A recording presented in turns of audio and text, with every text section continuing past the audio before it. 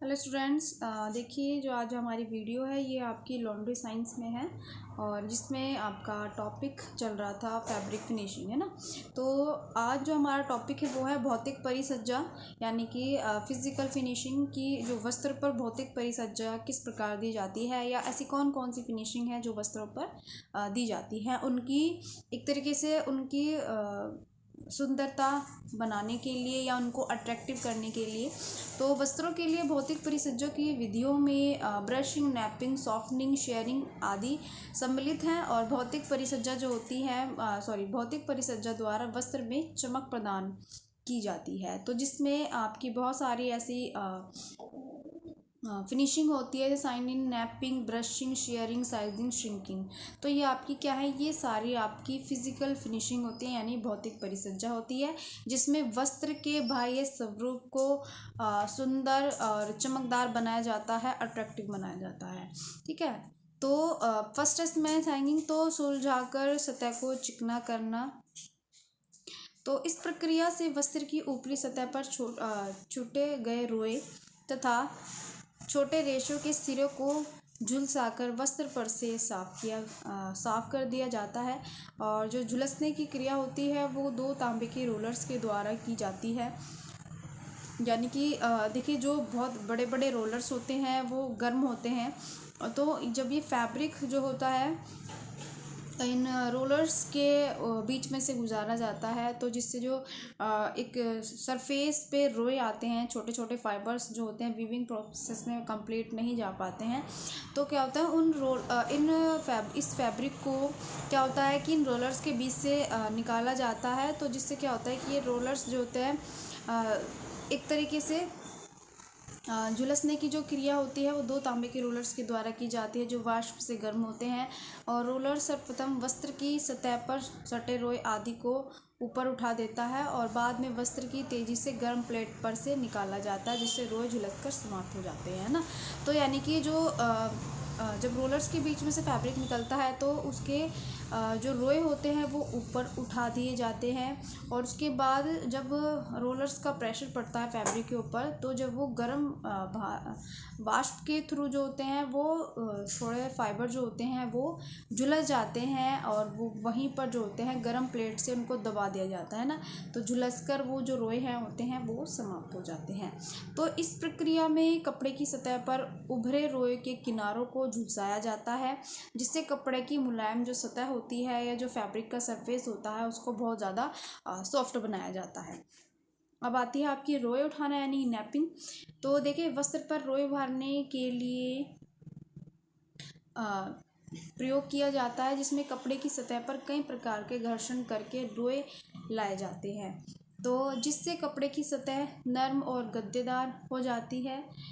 तो इस प्रक्रिया में कांटेदार रोलरों की सहायता से वस्त्र को इन रोलर्स के मध्य से गुजारा जाता है, यानी कि जो रोलर्स होते हैं उन रोलर्स के साइड में कांटेदार रोलर्स लगे होते हैं, तो जब फैब्रिक इन रोलर्स के बीच में से जो है फैब्रिक को निकाला जाता है, तो इन रोलर्स के मध्य से गुजारा जाता है, जिसमें महीन स्टील के तार लगे होते हैं, तो जिसके सिरे पर हुक लगे हुए होते हैं। तो जैसे ही ये हुक वस्त्र की सतह से धागे के तंतुओं के सिरों को ऊपर की ओर खींच लेते हैं, यानी कि जैसे ही जो फैब्रिक होता है वो रोलर्स के बीच से गुजारा जाता है, और जो ये तार लगे हुए एक तरीके से हुक लगे होते हैं साइड में, तो उससे वस्त्र की सतह ऊपर की ओर खिंच जाती है ना। तो उसमें क्या होता है कि जो फाइबर होते हैं या धागे के जो तंतुओं के सिरे होते हैं वो ऊपर की ओर खिंच जाते हैं, जिससे वस्त्र की सतह पर रोए उठा दिए जाते हैं। तो बाद में इन्हें समान ऊंचाई का काट कर, यानी कि बाद में इनको इक्वल करके या समान ऊंचाई का काट कर छाट कर बना दिया जाता है। और जो वस्त्र होता है, ये थोड़ा वर्ड जो है वीडियो में गलत लिखा गया है, और जो वस्त्र होता है वो रोएदार बना दिए जाते हैं, तो इस प्रक्रिया से वस्त्रों में कोमल आ जाती है। तो जो नैपिंग की प्रोसेस होती है, इस प्रोसेस में वस्त्रों पर जो होता है रोए को उभारा जाता है, यानी ये भी एक तरह की फिनिशिंग होती है जिसमें वस्त्र की सतह को और ज़्यादा अच्छा बनाया जाता है। ठीक है। फिर आता है आपकी ब्रशिंग एंड शेयरिंग। तो देखिए क्या होता है कि इस परिसज्जा हेतु प्रयुक्त मशीन में दो ब्रश लगे हुए होते हैं, और रोलर्स लगे हुए होते हैं। तो जब इन रोलर्स के मध्य से वस्त्र गुजरता है तो वस्त्र की दोनों सतह पर रोए उठाए जाते हैं और मशीन के सिरे पर लगे चाकू इन धागों के छोटे छोटे रेशों को काट देते हैं। यानी कि ये जो रोलर्स होते हैं, इन रोलर्स से पहले जो होते हैं ब्रश लगे हुए होते हैं। तो जैसे ही जो फैब्रिक है रोलर्स के बीच में से जाता है तो जो फाइबर होते हैं या जो थ्रेड होते हैं, थ्रेड में जो फाइबर होते हैं छोटे छोटे, वो जो होते हैं इन ब्रश के थ्रू जो है ऊपर उठ जाते हैं। तो जब भी उठ जाते हैं तो मशीन के सिरे पर जो चाकू लगा हुआ होता है तो वो इनके ऊपर से गुजारा जाता है। तो इन छोटे छोटे रेशों को जो काट दिया जाता है, यानी जो उभरे हुए होते हैं इनको काट दिया जाता है। और जब कट जाते हैं तो वस्त्र की सतह को जो ब्रश होता है, ब्रश से साफ किया जाता है और फिर इसको झाड़ दिया जाता है। तो जिससे वस्त्र की जो सतह होती है वो जो है चिकनी हो जाती है, सॉफ्ट हो जाती है। और एक तरीके से फ्लालेन वस्त्र इसी विधि से जो है बनाया जाता है। तो इस प्रकार की परिसज्जा को जो है कभी कभी जो है वस्त्र की बुनाई व रचना संबंधी दोषों को छुपाने के लिए भी जो है प्रयुक्त किया जाता है। या कई बार जो ऐसा होता है कि कई बार फैब्रिक के डिफेक्ट को छुपाने के लिए भी जो है इस तरह की फिनिशिंग का जो है यूज़ किया जाता है। फिर आती है साइजिंग। तो देखिए यह परिसज्जा रचना संबंधी दोषों को छिपाने के लिए की जाती है या छिद्रों को बंद करने या वस्त्र में कड़ापन लाने के लिए या वस्त्र में एक भरावपन लाने के लिए या वस्त्र में ताजगी लाने के लिए दी जाती है। तो आपने देखा होगा कि बहुत सारे फैब्रिक ऐसे होते हैं कि बहुत लाइट वेट होते हैं, तो उनमें हैवीनेस लाने के लिए तो उसमें ऐसा एक तरीके से ऐसा पदार्थ यूज़ किया जाता है ताकि जिसके संपर्क में आने से कपड़ा या कपड़े को उसमें टिप करने से जो वस्त्र की जो क्वालिटी होती है या वेट होता है वो और ज़्यादा हैवी हो जाता है, बढ़ जाता है। या जो उसमें कई बार ऐसा होता है कि जो वीविंग प्रोसेस होती है, वीविंग प्रोसेस में वीविंग के बीच में गैप ज़्यादा होता है या वो गैप दिखाई देता है। तो उस गैप को भरने के लिए भी जो साइजिंग की प्रोसेस की जाती है या वस्त्र में कड़ापन लाने के लिए या ताजगी लाने के लिए भी जो है साइजिंग प्रोसेस की जाती है। तो साइजिंग देने के लिए जो है मोम, गोंद, चीनी मिट्टी, मांड, मैग्नीशियम सल्फेट तथा मैग्नीशियम क्लोराइड का प्रयोग जो है किया जाता है। तो इसके साथ वस्त्र पर चिकनापन तथा चमक लाने का भी काम किया जाता है। तो जो ये काम होता है